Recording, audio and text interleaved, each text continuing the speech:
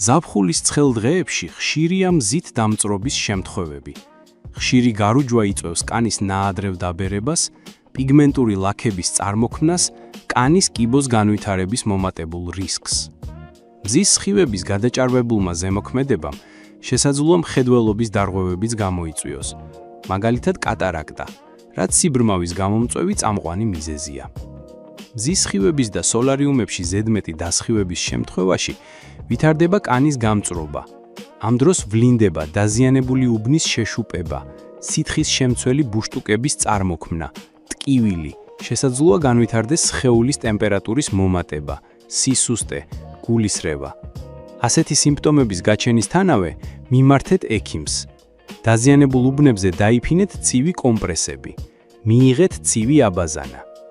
მზით დამწრობის თავიდან ასაცილებლად შეზღუდეთ მზეზე ყოფნის ხანგრძლივობა პიკის საათებში, განსაკუთრებით დილის 10 საათიდან 18 საათამდე. მზით დამწრობის მიღება შესაძლებელია ღრუბლიან ამინდშიც. საგურდაგულოდ შეიმშრალეთ სხეული, რადგან წყლის წვეთებს ლინზის ეფექტი აქვს და აძლიერებს მზის სხივების დამაზიანებელ მოქმედებას.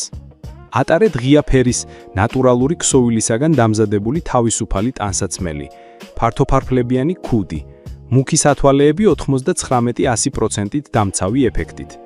გამოიყენეთ მზისგან დამცავი კრემები, რომლის მზისგან დამცავი ფაქტორი 30 და მეტია. წაისვით ის მზეზე გასვლამდე 20 წუთით ადრე და ყოველ 2 საათში. დამცავი კრემი უნდა შეირჩეს კანის ტიპისა და ულტრაიისფერი სხივების ინტენსივობის შესაბამისად. გისურვებთ ზაფხულის ჯანსაღად გატარებას.